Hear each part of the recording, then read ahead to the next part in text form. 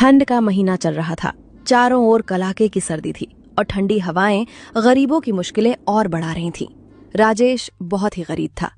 राजेश की बूढ़ी माँ गांव की सड़क किनारे एक छोटी सी टोकरी में समोसे बेचकर जैसे तैसे घर का खर्च चलाने में मदद करती थी। माँ अक्सर राजेश को समझाती रहती थी कि वो किसानी के साथ साथ उसके साथ समोसे की छोटी सी दुकान खोल ले। वो कहती, शांति अम्मा रोज की तरह सड़क किनारे अपनी छोटी सी समोसे की दुकान लगाए बैठी थी। तभी सामने से एक छोटा बच्चा दौड़ता हुआ आया। अम्मा अम्मा जल्दी से 2 प्लेट समोसे लगा दो, बहुत जोर की भूख लगी है। अरे बेटा, इतनी जल्दी क्यों मचा रखी है? बैठ जा, अभी लगाती हूँ गरम गरम समोसे। इतना कहते हुए शांति अम्मा जैसे ही समोसे निकालने के लिए झुकी, अचानक उनका हाथ कांपने लगा। उनके चेहरे का रंग उड़ गया। समोसे की थाली हाथ से छूट गई और वे वहीं जमीन पर गिर पड़ी। अरे अम्मा अम्मा, आपको क्या हो गया? उठो ना अम्मा। मैं अभी राजेश भाई को बुला कर लाता हूँ। नहीं बेटा, मत जा, अब मेरा टाइम आ चुका है। अम्मा ऐसा मत बोलो, आप ठीक हो जाओगी। राजेश भाई आ जाएंगे तो सब ठीक हो जाएगा। नहीं बेटा, मुझे नहीं लगता अब मैं बच पाऊंगी। राजेश से कहना, मेहनत से डरना मत और कभी गलत रास्ते पर मत जाना। लेकिन शांति अम्मा अब इस दुनिया को छोड़कर जा चुकी थी। बच्चा घबराया हुआ दौड़ता हुआ राजेश के घर पहुंचा। राजेश उस समय अपनी पत्नी राधिका के साथ आंगन में बैठा था। राजेश भैया जल्दी चलो। अरे क्या हुआ बेटा, ऐसे क्यों कांप रहा है? आपकी माँ शांति अम्मा समोसे बनाते बनाते अचानक गिर गईं। जल्दी चलो भैया।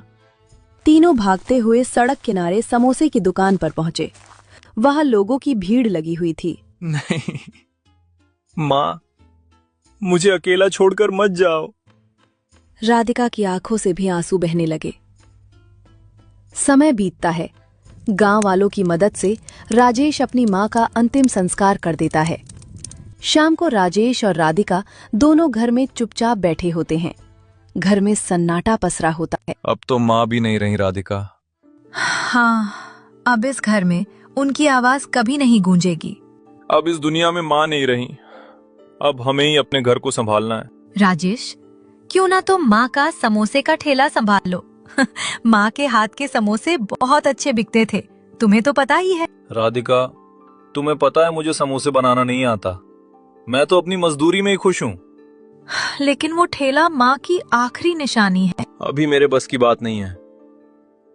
माँ की यादें बहुत सताती हैं। मैं काम पर जा रहा हूँ, देर हो रही है। राजेश घर से निकल जाता है। अरे राजेश, तू तो काम पर आ गया। चल अच्छा हुआ, कम से कम बता तो दूं। हाँ सेठ जी, माँ के जाने के बाद घर की हालत ठीक नहीं है, इसलिए काम पर आना जरूरी था। देख राजेश, अब मैं काम बंद कर रहा हूँ। ठंड काफी ज्यादा तेज हो चुकी है। लेकिन सेठ जी, ठंड में तो काम तेज होता है, फसल भी ठंड में अच्छी रहती है, फिर आप काम क्यों बंद कर रहे हैं? अरे शिवजी, तू नहीं समझेगा। मैं कुछ महीनों के लिए अपनी पत्नी के साथ घूमने जा रहा हूँ। घूमने जा रहे हो? तो फिर हमारा काम? मैं नहीं चाहता कि मेरे पीठ पीछे तुम लोग काम करो। जब मैं वापस आ जाऊंगा तभी फिर से काम शुरू होगा। सेठ जी, घर में कमाने वाला मैं ही हूँ, कुछ काम मिल जाता तो। बस राजेश, ज्यादा सवाल मत कर। मैंने जो कहा वही होगा। वो बिना कुछ बोले चुपचाप वहां से लौटने लगा। बाहर ठंडी हवा के साथ तेज बारिश शुरू हो चुकी थी। माँ, आज आप होती तो मुझे हिम्मत देती। आपके बिना सब कितना सूना हो गया है। वो धीरे धीरे उठकर अपनी माँ के कमरे की ओर चला गया। कमरे में वही पुरानी चीजें रखी थीं। माँ की साड़ी, मसालों की खुशबू और दीवार पर टंगा पुराना कैलेंडर। इतना कहते ही छत के कोने से एक पुराना सा बक्सा जोर से नीचे गिरा। अरे ये बक्सा, ये तो माँ का है। अंदर कुछ पुराने कपड़े और एक मुड़ा हुआ कागज रखा था। राजेश ने कांपते हाथों से वो कागज उठाया और पढ़ने लगा। माँ अपने समोसे कैसे बनाती थी, कौन कौन से खास मसाले डालती थी और किस तरह से उन्हें तलती थी, जिससे समोसे का स्वाद सबसे अलग और खास हो जाता था। माँ, आप सब कुछ लिखकर रख गई थीं ताकि मैं कभी ना कभी इसे पढ़ सकूं। राजेश बिना देर किए कागज लेकर सीधा राधिका के पास पहुंचा। अरे राधिका, मुझे अम्मा का समोसे बनाने का तरीका मिल गया। क्या सच में? कैसे मिला? माँ ने सब कुछ लिख कर रखा था, कौन सा मसाला, कितनी मात्रा और कैसे तलना है, सब। अरे ये तो बहुत अच्छी बात है राजेश। अच्छा हुआ तुम्हें माँ का तरीका मिल गया। अब मैं अपने समोसे का ठेला लगाऊंगा। माँ जो सालों से समोसे बनाती थीं, उनका सपना मैं पूरा करूंगा। हाँ राजेश, अब तुम यही करो। माँ की मेहनत और उनका नाम यूं ही नहीं मिटना चाहिए। मेरी माँ की यही ख्वाहिश थी कि मैं भी समोसे बेचूं। अब मैं पीछे नहीं हटूंगा। अगली सुबह राजेश ने हिम्मत जुटाई और अपनी माँ का पुराना समोसे का ठेला साफ करके सड़क किनारे लगा दिया, उसी ठेले पर जहाँ कभी शांति अम्मा बैठा करती थी। माँ, आज आपका सपना शुरू हो रहा है। मेरे हाथ कांप रहे हैं, लेकिन दिल मजबूत है। तभी राजेश की नजर थोड़ी दूर पर गई। उसने देखा कि पास ही एक नई समोसे की दुकान खुल चुकी थी। अरे, ये दुकान कहाँ से खुल गई? जब अम्मा समोसे लगाया करती थीं, तब तो पूरे गांव में कोई दूसरी दुकान नहीं थी। वो थोड़ी देर परेशान हुआ, लेकिन फिर माँ की बात याद आई। मेहनत और ईमानदारी से बना खाना कभी नहीं हारता। तभी एक जाना पहचाना ग्राहक राजेश के ठेले के पास आ गया। अरे राजेश भाई, अपनी माँ के बाद अब तुम भी समोसे बेचने लगे? हाँ भाई, अब यही काम करना पड़ेगा। मजदूरी तो अब मिल नहीं रही। कोई बात नहीं, चलो चलो, मेरे लिए भी 2 गरम समोसे लगा दो। राजेश ने ध्यान से गरम गरम समोसे निकाले और प्लेट में रखकर ग्राहक को दे दिए। ग्राहक ने जैसे ही पहला कौर लिया, उसकी आंखें चमक उठीं। अरे वाह राजेश भाई, ये समोसे तो बहुत ज्यादा स्वादिष्ट हैं। सच में? माँ का तरीका है भाई। अरे भाई, यहाँ आओ, राजेश के समोसे खाओ, बिल्कुल शांति अम्मा जैसे स्वाद। इतना सुनते ही आसपास के लोग भी ठेले की तरफ आने लगे। कोई 2 प्लेट लेने लगा, कोई 4। देखते ही देखते राजेश के ठेले पर भीड़ लग गई। राजेश पसीने में भीग गया था, लेकिन चेहरे पर संतोष था।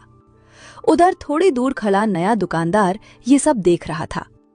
ये कैसे हो सकता है? मेरी दुकान खाली और इसके ठेले पर भीड़। इधर राजेश लगातार समोसे तल रहा था। उसे महसूस हो रहा था कि माँ की मेहनत और उनका स्वाद आज भी लोगों के दिलों में जिंदा है। शाम होते होते राजेश के ठेले पर रखे सारे समोसे बिक चुके थे। उधर थोड़ी दूर नई दुकान पर सेठ उदास बैठा था। उसकी दुकान पर एक भी समोसा नहीं बिका था। आज तो एक भी समोसा नहीं बिका। लगता है अब ये दुकान भी बंद करनी पड़ेगी। सेठ जी, मुझे लगता है इस राजेश की वजह से ही ऐसा हो रहा है।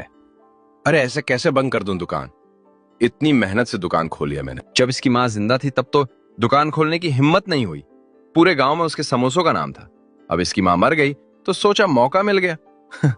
लेकिन पहले ही दिन इतने अच्छे समोसे बना देगा, ये नहीं सोचा था। इधर राजेश अपना ठेला समेट ही रहा था कि तभी एक अच्छे कपड़ों में सजा सवरा आदमी उसके पास आकर रुका। सुनो भाई, क्या तुम मुझे 400 समोसे दे पाओगे? 400 समोसे?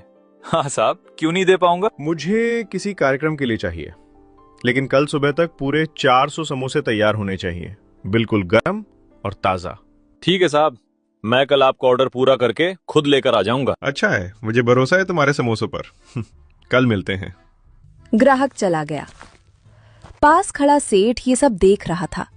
उसके चेहरे का रंग उड़ गया। सेठ जी, वो देखिए, अब तो उसको 400 समोसों का भी ऑर्डर मिल गया। सेठ कुछ देर चुप रहा। उसकी आंखों में जलन और चालाकी साफ दिख रही थी।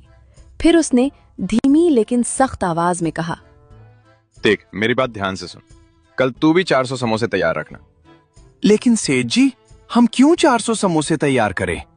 ऑर्डर तो राजेश को मिला है ना। मैं जितना बोल रहा हूं तू उतना ही कर, ज्यादा सवाल मत पूछ। लेकिन अगर वो समोसे बिके ही नहीं तो? राधिका, माँ के मसालों ने तो कमाल कर दिया। हाँ राजेश, मैंने पहले ही कहा था, माँ के हाथ और उनके मसालों में बहुत बरकत थी। आज समोसे भी खूब बिके और ऊपर से 400 समोसों का इतना बड़ा ऑर्डर भी मिल गया। ये तो बहुत अच्छी बात है। अब तुम्हें आगे का रास्ता मिल गया। हाँ, लेकिन सोच रहा हूँ कल ही 400 समोसे देने होंगे। इतनी बड़ी जिम्मेदारी पहली बार आई है। डरो मत राजेश, मैं भी तुम्हारे साथ रहूंगी। माँ का आशीर्वाद है, सब ठीक होगा। ठीक है, सुबह जल्दी उठेंगे। कल पूरा दिन सिर्फ समोसे बनाने में लगेगा। अगली सुबह ठंड और भी ज्यादा बढ़ चुकी थी। हाथ पैर सुन्न कर देने वाली ठंड थी। फिर भी राजेश अल सुबह उठ गया। उसने अंगीठी जलाई और आटा गूंथने लगा। उधर दूसरी तरफ वही नया दुकानदार भी अपनी दुकान पर खड़ा था। उसने अपने नौकर को डांटते हुए कहा। उधर दूसरी तरफ वही नया दुकानदार भी अपनी दुकान पर खड़ा था। उसने अपने नौकर को डांटते हुए कहा, अरे जल्दी जल्दी समोसे तैयार कर, सेठ जी आते ही होंगे समोसे लेने के लिए। मालिक, मेरी एक बात समझ में नहीं आ रही। समोसे का ऑर्डर तो राजेश को दिया गया है, तो हम 400 समोसे क्यों तैयार कर रहे हैं? अरे बेवकूफ, ज्यादा सवाल जवाब मत कर। मैं जो बोल रहा हूँ तू बस वही कर। लेकिन सेठ जी, एक शब्द और बोला ना तो कान से निकाल दूंगा। तेरे को बस समोसे बनाने से मतलब है? इधर राजेश के घर में हालात कठिन थे। बाहर ठंड इतनी ज्यादा थी कि हाथ पैर सुन्न हो रहे थे। हवा तेज चल रही थी। राजेश, आज ठंड बहुत ज्यादा है। ऐसे मौसम में निकलना ठीक नहीं लग रहा। मालूम है राधिका, लेकिन सेठ जी का ऑर्डर पूरा करना जरूरी है। अगर आज पीछे हट गया तो माँ की मेहनत और भरोसा दोनों टूट जाएंगे। भगवान तुम्हारी रक्षा करे। सावधानी से जाना। उधर दूसरी तरफ सेठ की दुकान पर बेचैनी बढ़ती जा रही थी। कड़ाही में बने 400 समोसे ठंडे होते जा रहे थे। सेठ बार बार सड़क की तरफ देख रहा था। अजीब बात है, अभी तक समोसा लेने कोई आया ही नहीं। मालिक, मुझे लग रहा है इतनी ठंड में वो आदमी आएगा ही नहीं। कहीं ऐसा न हो कि सारा माल पड़ा पड़ा खराब हो जाए। बात तो तू ठीक कह रहा है। शाम होने को चलिए, और उसने तो दोपहर का टाइम बताया था। हाँ मालिक, अगर वो नहीं आया तो हमारा बड़ा नुकसान हो जाएगा। कहीं ऐसा तो नहीं कि हमने दूसरे का बुरा चाहा और वही हमारे साथ हो रहा हो? मालिक, मैं भी यही सोच रहा था।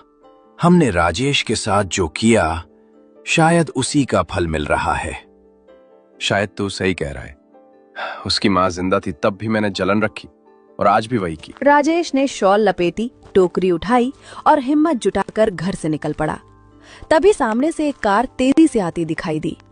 राजेश कुछ समझ पाता उससे पहले ही कार पास से निकल गई। धक्के से राजेश का संतुलन बिगड़ गया। समोसे सड़क पर गिर गए और मिट्टी में खराब हो गए। हे भगवान, मेरे सारे समोसे गिर गए। अब मैं सेठ जी का ऑर्डर कैसे पूरा करूंगा? इतनी मेहनत सब बर्बाद हो गई। मुझे फिर से घर जाना होगा। जितनी भी ठंड हो, मुझे जल्दी से फिर समोसे तैयार करने होंगे। अगर आज ऑर्डर पूरा नहीं हुआ तो मेरी मेहनत बेकार हो जाएगी। अगली सुबह ठंड थोड़ी कम थी, लेकिन हवा अभी भी सिहरन पैदा कर रही थी। राजेश रोज की तरह जल्दी उठकर अपनी दुकान खोलने की तैयारी कर रहा था। तभी सामने से एक सज्जन आते हुए दिखाई दिए। वही सेठ जिन्होंने 400 समोसों का ऑर्डर दिया था। उनके चेहरे पर शर्म और पछतावा साफ नजर आ रहा था। अरे राजेश भाई, पहले तो मुझे माफ कर दे। माफी? सेठ जी, आप किस बात की माफी मांग रहे हैं? कल मैं समोसे लेने नहीं आ पाया। दरअसल कार्यक्रम की तारीख एक दिन आगे बढ़ गई थी। मैं तुम्हें पहले बता नहीं पाया और तुम्हें बहुत परेशानी उठानी पड़ी। अरे कोई बात नहीं सेठ जी, गलती किसी से भी हो जाती है। मैं आपके समोसे फिर से बनाकर तैयार कर दूंगा। नहीं राजेश, मैं जानता हूं कि कल तुम्हारे समोसे खराब हो गए थे। वो मेरी वजह से हुआ नुकसान था। ये लो, ये तुम्हारे पूरे पैसे हैं। जो नुकसान हुआ उसकी भरपाई मैं करना चाहता हूं। सेठ जी, इसकी जरूरत नहीं है। आप कल समोसे ले जाएंगे, वही बहुत है। नहीं भाई, ईमानदारी का यही मतलब होता है। मैं नहीं चाहता कि मेरी वजह से किसी मेहनती इंसान का नुकसान हो। ठीक है सेठ जी, आप चिंता मत कीजिए। कल के लिए मैं पूरे समोसे तैयार रखूंगा। ये सारी बातचीत थोड़ी दूर खड़ा दूसरा दुकानदार सुन रहा था। यह आदमी कितना बड़ा दिल रखता है, और मैंने क्या किया? वो कुछ देर वहीं खड़ा रहा, फिर धीरे धीरे राजेश की तरफ बढ़ा। राजेश भाई। हाँ भाई, कहो। मैंने तुम्हारे साथ बहुत गलत किया। आज समझ में आया कि मेहनत और ईमानदारी के आगे चालाकी कभी नहीं टिकती। जो हो गया वो बीत गया भाई। अगर इंसान अपनी गलती समझ ले तो वही सबसे बड़ी जीत होती है। आज से मैं भी ईमानदारी से काम करूंगा। तुम्हारी माँ और तुम्हारे समोसों ने मुझे बहुत कुछ सिखा दिया। तो इस कहानी से हमें ये सीख मिलती है कि कभी भी किसी दूसरे का नुकसान करने से पहले एक बार अपने बारे में जरूर सोच लेना चाहिए। इंसान जब लालच, गुस्से या स्वार्थ में आकर किसी